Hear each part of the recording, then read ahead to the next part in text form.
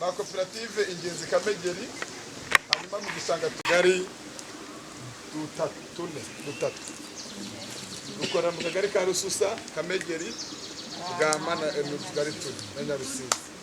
Mubaganirize rero icyo teguriye mu kitubwire, hanyuma abantu namwe baraza kubabaza ibibazo. Ndabizi n'abaturage beza Kamegeri, ubundi Kamegeri bivuga umugisha. Iyo uri umunyamasengesho ukarota ubona uri muri Cimege, ube witeguye kuzagira umugisha.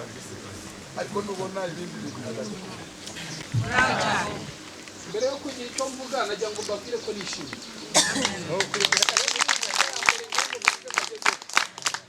Ndanezerewe, naje hano nishimye.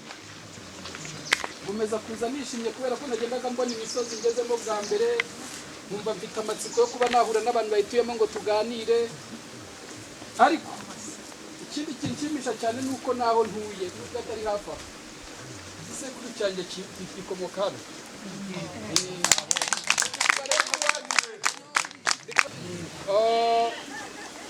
Uyu munsi rero twaje duturutse mu kigo cyitwa Radiant. Radiant ifite ibigo bitandukanye, ariko harimo icyitwa Radiant yacu yiyemeje gufatanya na leta mu gutanga ubwishingizi ku banyarwanda kugera no ku buciriritse, kugira ngo umuntu w'icyiciro arimo cyose abe yashobora gutanga ubwishingizi. Ubu ngubu iyo tugeze mu bahinzi kenshi tuba tuganira ubwishingizi bw'ibihingwa n'amatungo. Ubwishingizi bw'ibihingwa n'amatungo rero kugira ngo tubugeze ku banyarwanda ku ntari benshi, biba bisaba ngo natwe tube dufite uburyo twiyoruganije kugira ngo tube dufite inzego zubatse zibasha kugera kuri wa muhinzi koko, zibasha kugera kuri wa mworozi koko, bityo noneho tukabasha kugera ku ntego iyo gahunda ya leta yashyiriweho. Iyo gahunda yitwa tekana bishingiye umuhinzi mworozi. N'umuhinzi utayizi n'ujya wumva kuri radiyo bavuga ngo tekana bishingiye umuhinzi mworozi, ujya mumenya ko ari gahunda ya leta y'ubwishingizi bw'ibihingwa n'amatungo. Ariko by'umwihariko iyo gahunda yo leta inakunganira 40% y'ikiguzi wakagombye kuba wishyura. Niyo mpamvu babwiraga amafaranga mwishyura kuri ari ushobora kuyita make, nyamara ufashe umusanzu wawe ukajyanyo n'uwa leta. Ariya mafaranga bari menshi, iyo yahe gitari n'amahara akaba menshi aragwira. Hari n'umuntu wavuze neza tese iyo tudahombye ubo ntibayajyana. Niko bigenda, niko business y'ubwishingizi yubatse. Kuko icyo gihe abantu bahora bahomba, nta bwishingizi bwaboneka, nta kigo cy'ubucuruzi cyabijyamo kuko twe turabacuruzi. Ni ukuvuga ngo na mituweli mutanga hakomeje kugenda hagaragara ibibazo by'ibihombo bya santere de sante zikaba zitatera imbere, bajya bongeza amafaranga cyangwa se bakareba ubundi buryo bujyaho. Ariyo mpamvu ubwishingizi ikintu cya mbere kiba kigamije, iyo babushyiraho babugamije ko ibyo abantu bishingiye bigomba gutera imbere ntibihombe, kugira ngo abantu bose bunguke. Kuko buriya Radiant ko kirunguka iyo mudahombye, ariko buriya abantu bunguka ba mbere iyo mudahombye nimwe. Muhinze mukeza ntabwo Radiant iba yungutse kurenza uko mwungutse. Reka mbere ku rugero by'ubwishingizi wenda tubikwe muhinzi mu byumba. Buriya umumotari yaguze assurance ya moto, akagenda umwaka akarangiza nta accident akoze, ikigo cy'ubwishingizi cyunguka amafaranga, ariko nawe umumotari akishyura akinguka bwa buzima. Nta mumotari n'umwe waganira ngo akubwire ngo arababaye ngo kubera uwo mwaka atakoze accident kandi yaraguze ubwishingizi. Ni nayo mpamvu n'umuhinzi nawe yakagombye kuba akora ibishoboka byose kugira ngo umusaruro uboneke, akaba agize gute anezerewe ko iyo sezo yagenze neza. Ariko nanone icyo bubereyeho nanone ni ukuvuga ngo mu gihe byagenze nabi umuhinzi agoboka. Uyu munsi twishinganira igishoro. Muri Radiant rero turi ibigo byinshi bitandukanye bikorana na leta, ariko muri Radiant tugira imvugo ivuga ngo isezerano ni isezerano. Dutangiye twavuga ibya morale, ndagira ngo numve niba mugira morale. Twe tuvuga ngo Radiant yacu interi ikaba isezerano ni isezerano, tukagira gutya. Ngiye kubivuga ndebe ko ya morale twatangiranye nibura abantu banayifite. Radiant yacu isezerano ni isezerano. Radiant yacu isezerano ni isezerano. Aho nubwo twavuga ngo turi bake, dushima Imana ko byashobokaga ko twari kuza tugasanga n'abandi bahari. siyo ntero twavuze. Rero uyu munsi nagira ngo mbakomeze. Njye muri Radiant nkora mu ishami ry'ubucuruzi. Dufite amashami atandukanye, hari n'ishami rishinzwe kubona bya bindi bwa bwishingizi twacuruje abantu bahombye, rishinzwe kuba gusesengura ibihombo byabo, bakagira gute, bagasesengura na raporo, bakababarira kugira ngo abakiriya bacu bakomeze kuba turi kumwe bishimiye. Nimugoroba naherukanaga na perezida amamagara adusaba ko twabahuza n'abantu baza kubapimira, kubera ko iriya sezi itagenze neza twese turabizi, sibyo? Muranabizi kuturusha. Baranabaze na raporo irakorwa. Rwose mutushimire perezida wanyu, ni umuntu bakurikiranira umunsi ku munsi. Kwitwa perezida biroroshye, ariko guperezida birakomeye. Uyu perezida wanyu harabyumva kuko nibwo bwa mbere mubonye, ariko wumve twavuganaga telefone yanjye no kumamaga ati nsanzwe nyifite, nafite amatsiko kureba ngo umuntu tuvugana umunsi ku munsi kubera iyi business yanyu mwaduhaye nindi. Ubwo rero ni ikimenyetso cyo kuyoborwa neza. Birashoboka ko hari business nyinshi tuba dufite ugasanga n'uwo muntu na telefone ntabwo tuvugana, kandi bashobora kuba bahura n'ibihombo batange n'amakuru, ariko mwebwe mwahisemo neza ubwo bushishozi, mujye mukomeza mubigire, kandi nizere ko n'abandi uko mugenda musigurana muzakomeza gutera intambwe muye, cyangwa se nawe afite abo ayikesha yasimbuye.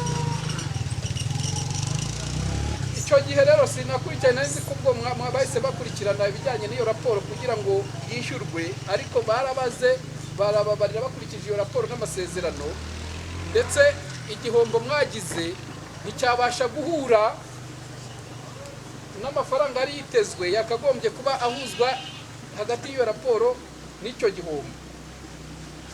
Abimbwiye nimugoroba nagerageje guhamagara mu ishami ry'iwacu rishinzwe ibyo, bambwira ko rwose ubujurire bwanyu mwagize bwakiriwe neza muri Radiant, ndetse bari kubukoraho, yewe tunabahuza na perezida nabo baraganira.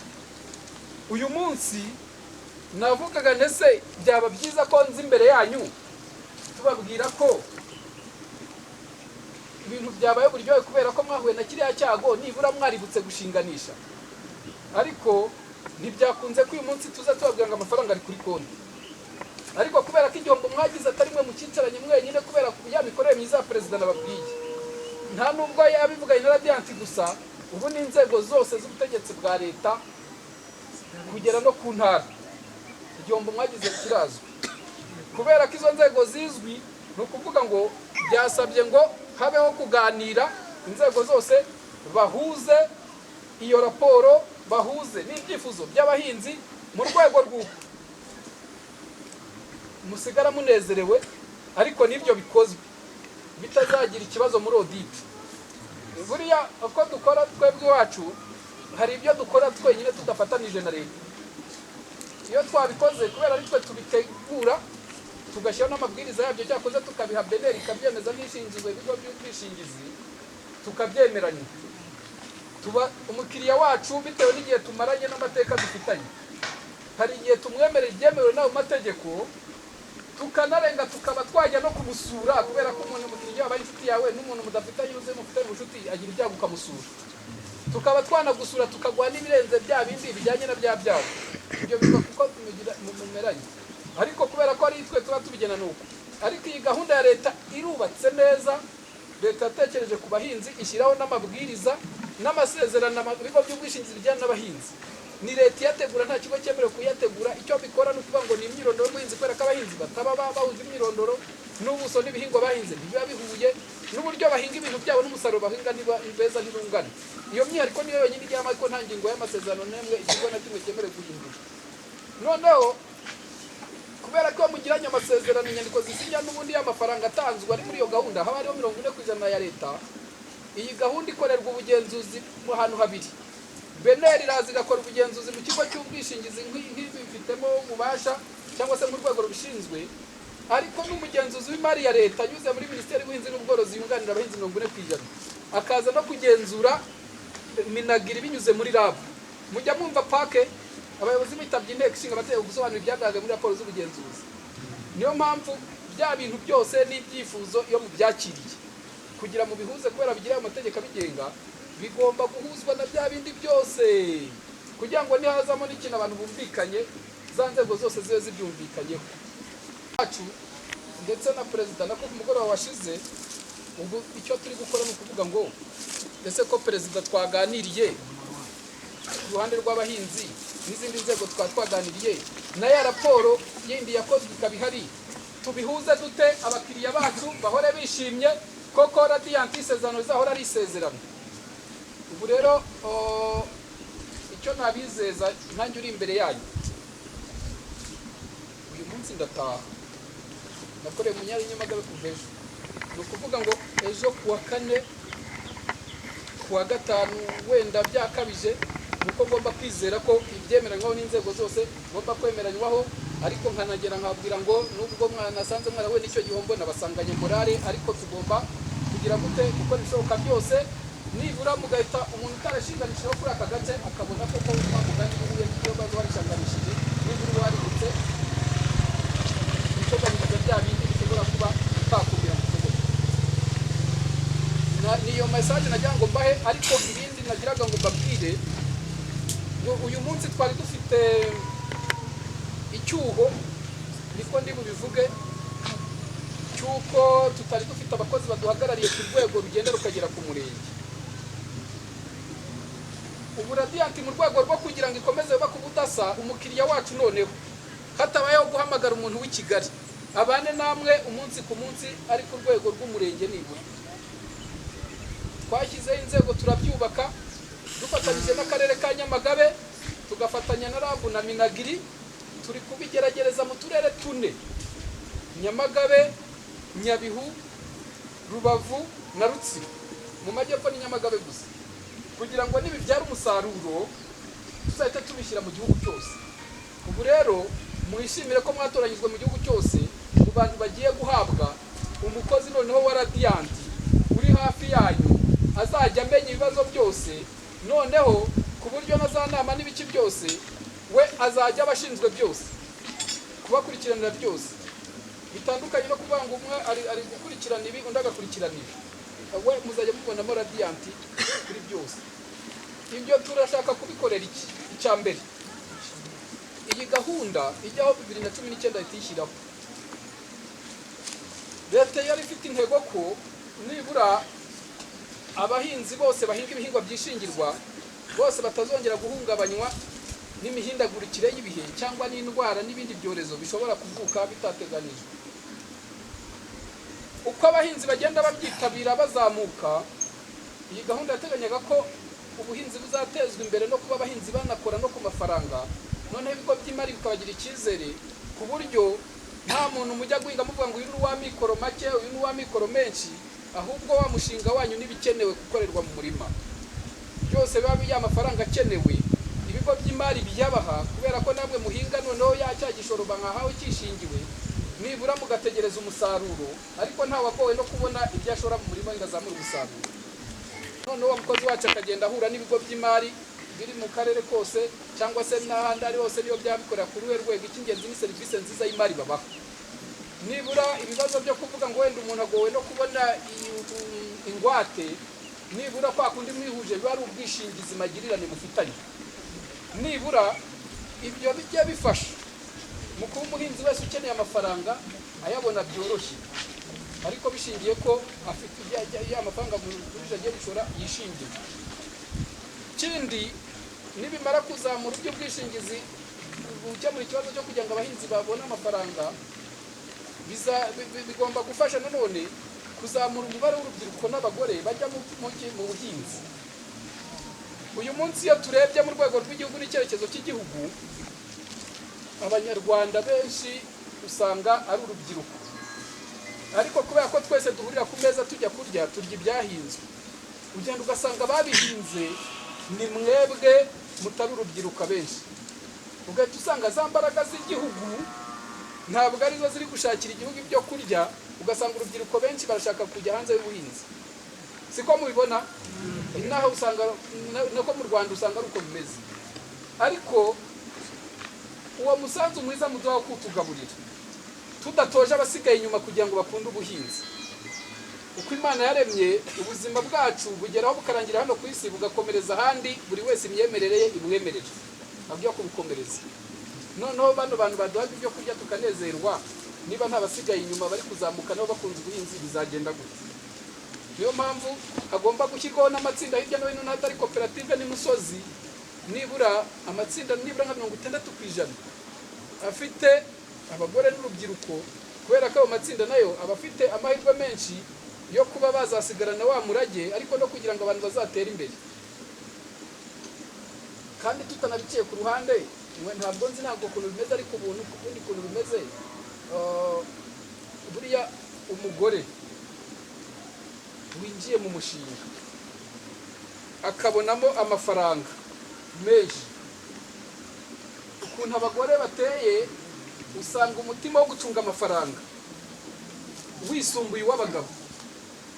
Impamvu mbivuga, nanjye ndi umugabo mfite umugore, iyo mfashe amafaranga nkayaha umugore, niyo nasigarana menshi, yayanjye ashiraho akiyafite andi make namuhaye. Siko mubibona? Rero buriya ntabwo watera imbere ya mafaranga wabonye utazi kuyacunga muri ubwo buryo. Ariyo mpamvu uko noneho bagore n'urubyiruko nabo bakomeza biyongera, na wa mwuga wacu uzagenda utera imbere, na za nkote na za bwazi bwizigame n'indi mishinga ishamikiyeho igenda izamuka, kubera ko ntabwo ari uguheza abagabo, ahubwo ni ukuzamura bwa bufatanye.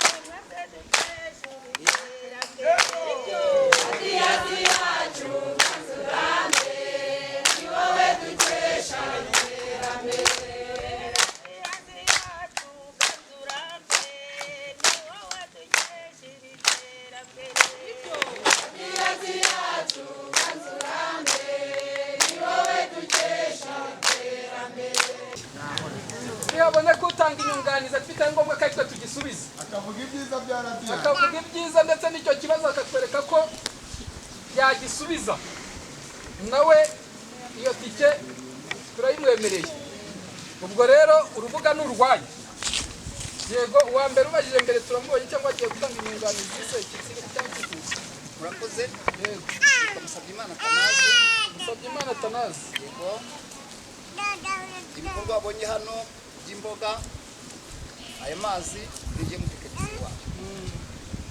Ariyo mwumvaga perezida yavugaga ati Tanazi mwumva amashyi, wenda bitavuga ati se uriya mugabo acyashimye. Nishimye cyane kugira ngo tujya kubaza atyohereza raporo twajyanye n'abakozi bari bashinzwe kuza kugereza lisiti radiyanti. Twabazengukije ishanga cyose, ndetse abaturage bari aha ngaha banambagije ngo ese bazatwambura. Ndababwira ati mugire impungenge, mugire kwiza. Ikibazo cyaratanzwe, cyarashyikirijwe, buri munsi ahubwo bari bafite amatsiko cyane, dore ngo abaturage urabazi, bari bazi ko rwose bazigutse ko nta mafaranga muzabishyura. None nyakubahwa urakoze kugira ngo utumaze impungenge. Ariyo mpamvu kandi abaturage nabo bishimye cyane kugira ngo bahamagare baze kuganira. Ubundi rwose twari twarazigutse. Iyi tariki ya mbere mwebwe muza kugira ngo duhombe, nibwo bwa mbere tugize iki ibigori duhombeje, mbere rwose twizeraga tugasarura iki gishanga cyose, iki ubwanikiro bwose wasanga bwuzuye ibigori. Tuba amafaranga tugashyira mu mufuka 100, 200, 300, tukaba tuzinze ifaranga ryacu ugasanga tugeze akaburuko kanyu.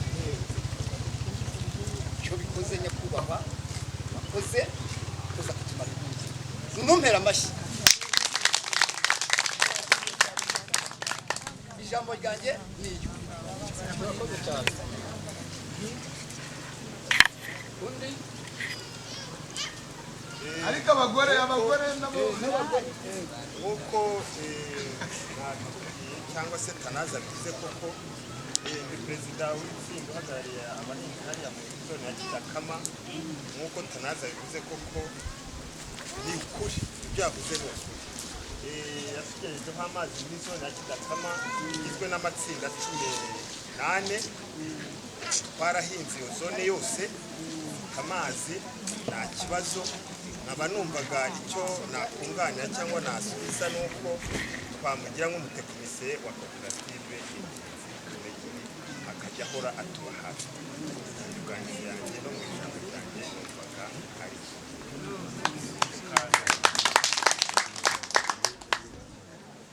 utishimye se ntabwo icyifuzo cyo mwishimira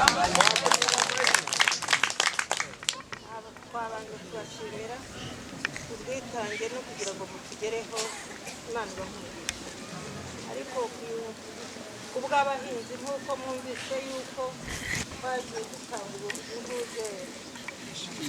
ubwishingizi bafite ese ubwo bujurire bundi bagiye kujuririra bwa mbere mwari mwagennye iki ese ubwo bujurire bwo bumaze kwemerwa bimeze bite amagambo yanjye ntabwo bagiye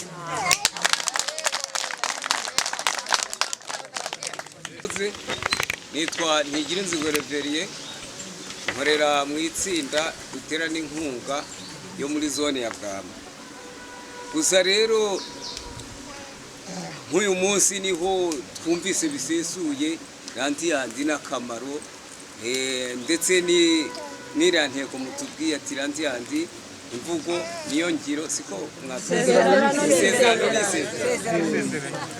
rwose turabashimiye cyane dushingiye ukuntu twabonye umumero w'ibigori tugashingira ukuntu twabonye umuheko wabyo byageze nk'aho byatunda twajya dukanda tugasanga cyumiyemo bigahagarara gutya ariko wakanda ukumva cyumiyemo iyo mutatuba hafi ngo muduhe icyizere ubu tuba twaramaze gutondora tujya gusabiriza mu tundi turere ariko turabashimiye rwose mwatubaye hafi muraduhumuriza murakoze mwishimire rwose yego ikintu cya mbere mbanje gukora ni ukubashimira abakirisitu babanira amashyi icya kabiri nkurikizaho ni uko twajyaga dutanga ubwishingizi umuntu akabutanga tumva icyo abutanye ariko kuri iki gihe kuri iyi sezo ubu turayibonye umuntu bamwaka ubwishingizi ntagire impungenge wese ndatanga ubwishingizi buzamarira ubu twese hamwe ubwishingizi tubonye akamaro kabo murakoze ikifuzo cyane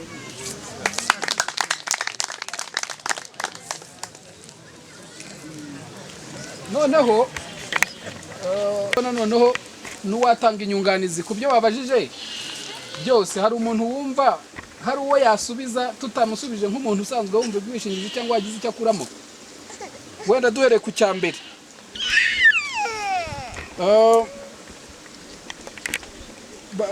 babajije ko ni impungenge ko bakimara kubona kiriya gihombo hari ijambo akoresha ngo ubuse koko ngo ubu bagiye kutwambura siko yavuze nibura umuntu muri mwe wamubwira ngo impamvu utagomba kugira izo mpungenge zo kwamburwa dukurikije ibyo twabwiwe cyangwa n'andi makuru dusanzwe dufite uburyo ubwishingizi bukora nagusubiza gutya ko izo mpungenge udakwiye kuzigira muri mwe hari uwawe ushobora gutanga inyunganizi kuri icyo yego witwa nde yankurije Ivete impamvu nta mpungenge zigombye kubaho ni uko tuzi ko kuri biriya by'ubworozi n'ubundi radiyanti yari ituwe iriha abantu ubwishingizi mu bworozi niyo mpamvu rero nabamara impungenge ko ibyo bintu n'ubundi bisanzwe biba atari ubwa mbere radiyanti n'ubundi igeze hano muri Kamegeri mumushimire cyane murakoze nanjye nitwa Mukamazima Kameruna ku kibazo kigendanye n'ubwishingizi ntabwo ari ubwa mbere n'ubundi twishingiye ibihingwa muri radiyanti twajyaga duhinga ibigori ibishyimbo tukabyishingira cyane ko iyo twishingiye ibihingwa mbere yo gusarura n'ubundi Radiant yazaga gupima umusaruro ikareba inyungu cyangwa igihombo. Hanyuma rero uko twishingiraga n'ubundi nuko aya mafaranga yacu yatinze kuza kandi ho twahombye burundu buheriheri bigira impungenge kuko n'ubundi bya bihe byarangiye batwishingiraga baduhaga amafaranga y'igihombo twagize kuko n'ubundi ntabwo twungukaga n'ubundi 100%. Kuko batubwiye n'uburyo bapima igihombo giye bakundaga kubipima turi kumwe bazaga bagakubwira ngo nimba muri giye narasobanuje barambwira ngo muri are wenda urugero nimba wezagamo ibiro 40 by'ibishyimbo ukurikije igishoro wabishoyemo bizera bihagaze ibiro 40.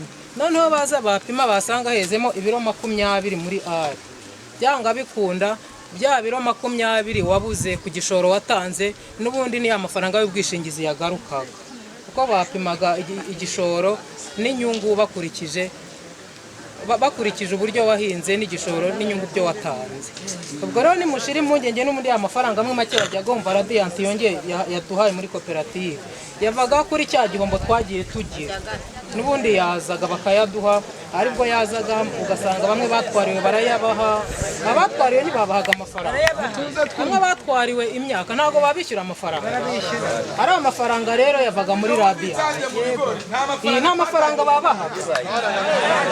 Ubwo rero mwigira impungenge nibwo twahombye amafaranga azaza kandi abayobozi babitubereyemo niyo mpungenge jewe nabaraho impungenge ntago ari ubwa mbere dukoranye na Radiant kandi n'ubundi yatwishyuraga ibihombo ahubwo bihangayika n'ubu ngubu bazatwishyura abayobozi baratubereye n'iryo jambo nababwira.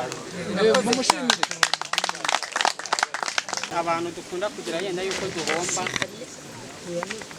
dumva twagira icyizere yuko itazongera kuko n'ubundi cyane ndashima mwebwe mwaje gutwegera uwabohereje n'ushinzwe kutureberera byanga byakunda ibigo by'ubwishingizi byashyizweho n'umuyobozi mukuru w'igihugu twizera neza yuko n'ubundi tutahomba reba kandi ashinzwe kutureberera.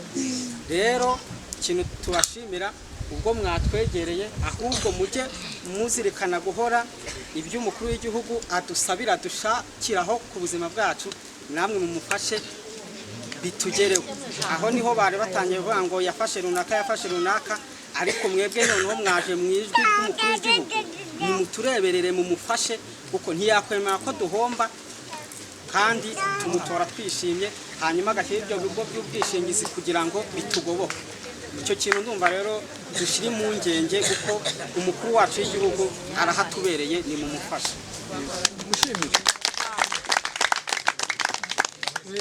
Asoreje ku kintu cyiza nanjye nongereho ibyo bavuze ni ukuri. Buriya ibi byose mubona tugeraho mu Rwanda iri terambere uku kunezerwa abanyarwanda bafite amahoro n'ibindi byose biriya byose bikomoka ku buyobozi bwiza kandi burangajwe imbere nande Paul Kagame birangajwe imbere na nyakubahwa perezida wa Repubulika Paul Kagame. Rwaza aratekerejwe ku bw'ubuyobozi bwiza bw'igihugu ahubwo buri wese ubona yaba giye baturutse muri Radiant yaba baturuka ku nzego bwite za leta yaba abandi bafatanya bikorwa yaba n'abahinzi. Iyo turi kubahiriza bya bindi twashyiriyeho twese tuba twahindutse intumwa tuba turi intumwa za perezida wa Repubulika mu gushyira mu bikorwa ibyo yemereye abanyarwanda. Ntago twaba intumwa nziza turi kugenda dusobanya n'ubutumwa tugomba kuba dutwaye. Si ibintu byumvikana. Noneho mwumve ko ibi bintu igihugu cyabyubatse neza mu rwego mu nyungu za twese. Leta imaze gutekereza ubwishingizi yavuze ngo hari umuhinzi utanga ubwishingizi kugira ngo nahomba azishyurwe. Hari ikigo cy'ubwishingizi cyakira amafaranga kugira ngo abahinzi nibahomba kizabishyure. Hari leta yashyizeho iyi gahunda igomba kubana natwe twese muri urwo rugendo. Ariko nanone muri cya gihe cyo gupima igihombo hagomba kuzamo undi muntu uri hagati y'umuhinzi n'ikigo cy'ubwishingizi kugira atagira ahantu na hamwe abogamira akavuga ngo abahinzi barejeje kandi barahombye cyangwa akavuga ngo barahombye kandi barejeje ubwo abagiye kubagamira mu ruhande rumwe. Niyo mpamvu twebwe nka Radiant buriya ntabwo twemerewe kuza gupima igihombo mwagize. n'umuhinzi ntabwo akora raporo ngo ayemeze, cyakoze ayobora ukora raporo amutembereza imirima kugira ngo amwereke ibice bitandukanye byahombye, bagakora ya raporo bakayisinya bakabereza no ku murenge bakayemezaho. Biravuze ngo biriya bigo n'abariya abakozi mubona baza kubapimira gukora igeranyamusaruro mugiye gusarura, bariya ntabwo ari ikigo cy'ubwishingizi, ni ibigo byashyizweho na leta, bitari ibigo by'ubwishingizi, bitari n'abahinzi, biza hagati nta marangamutima. Niyo mpamvu iriya raporo rero iba yizewe. Ikiba gisigaye rero yibonetse nuko ihuzwa n'amasezerano, noneho abantu bakabaha ibyo mwemerewe. Ni ukuvuga ngo tubahaye ibirenze ibyo mwemerewe mu masezerano, mu bugenzuzi twabibazwa, ariko nanone tubahaye ibiri munsi y'ibyo mwemerewe dukurikije na raporo, nabyo twabibazwa. Ariko ikindi mugomba gukurikiraho, twebwe turi abacuruzi duharanira inyungu, kandi ubwishingizi nturakuna abacuruzi bacuruza amabati n'ibindi bajya kurangura ashize agize gute. Twebwe ibyo turangura ducuruza n'ibyo bihombo. Buriya tumaze igihe ibihombo bitabaho n'ubwishingizi bwa budakenewe, ariko buriya tuze tugasanga mwarahombye tukabishyura amafaranga afatika mukanezerwa, niba tuba turanguye noneho abatugana bahita baba benshi, abantu benshi badutangira ubuhamya, kubera rero turi abacuruzi dushaka kuguma ku isoko. Ikizaduteza imbere no kubana neza n'abakiriya bacu, bakadutangira ubuhamya n'abandi bakaza. Iyo twibishyuye twebwe iyo ari kuba menshi, hari umuntu uvuga ngo ikigo kivuyemo menshi kirababaye, hoya tuba twishimye, kuko inshuro zitandukanye twagiye twishyura abantu amafaranga make, hari abandi batabimenya. Ariko nanone nubwo biducururiza tuvuze ngo twishimiye kuzajya duha tubishyura menshi, byavuze ngo twishimiye ko muzajya muhora muhomba. Ubufatanye bwiza n'ubuzamura inzego zose. Rero ibyo ngibyo byose mubishingireho mushizo mu ngenge, kandi icyo nabemereye ni ukugira ngo byihute, kandi icyo nababwiye cyo niyo natsikira perezida wanyu arahababereye, ibibazo byanyu nta rwego ruba rutabizi. Niyo mpamvu no kubikemura tugomba kubikemura twese dufatanije. Niba umusesenguzi wacu yarabonye ari amafaranga twavugaga, namwe hakaba hari andi mwatekerezaga kazaboneka, nuguhita twakira icyo cyifuzo cy'umukiriya wacu cyangwa icyo kibazo, kugira raporo yongere isubirwemo. Ariko nanone tutari twenyine, na za nzego zose nababwiye, ku buryo twese tuvuga ngo yawe mwizi ndanyuzwe koko ni kwiga gahunda yubatse, ibyo nari nemerewe ndabibonye kandi neza. Noneho nitumara kwemeranywa harahitagira hakurikiraho iki, kwandika twishyuza duhita tubishyura.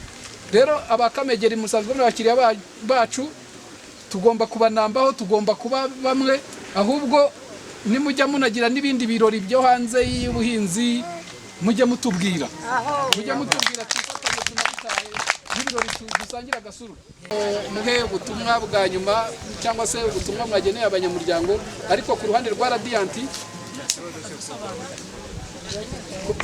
Radiant sezeranye ko n'ubundi ndagenda ntanga amakuru ko nasanze abanyamuryango ba koperative Ingenzi Kamegeri koko baragize icyo gihombo, bakanatwereka n'akababaro n'uburyo byagenze. Kandi mbabwire ko nubwo bimeze gutyo bafite morale, mbabwire ko nk'uko dusanzwe dukorana bafitiye icyizere Radiant nk'ikigo bakorana, ariko by'umwihariko ku bufatanye bwiza n'inzego zose, ko twabasezeranije ko batagomba kugira ikibazo cyangwa ngo bahangayike, kubera ko inzego zose turi kumwe kugira ngo dufatanye. Rero mumfashe mwakire perezida n'amashyi menshi. Kandi nanone tumushimire n'impundu. Muri Radiant muri Radiant aho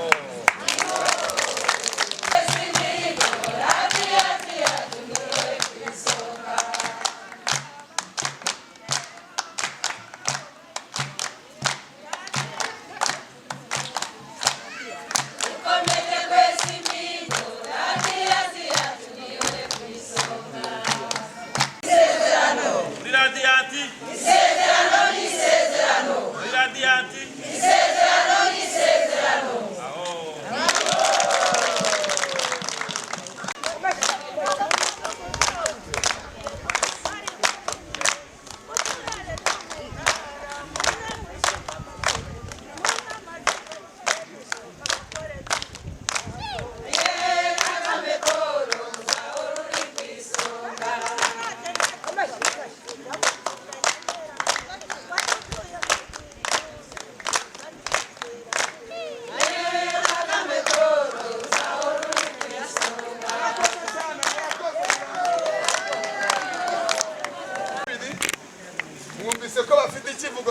iki radiyanti ubundi mu kinyarwanda barabanga aho abagabo basezerana. Ubwo rero ibyo babibwiriye mubifate ku mumenye ko amafaranga batarayaduha turimo turagira gute turimo turayashaka kugira ngo yiyongere.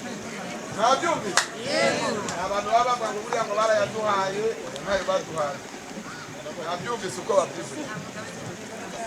Namwe ubutumwa mu butange.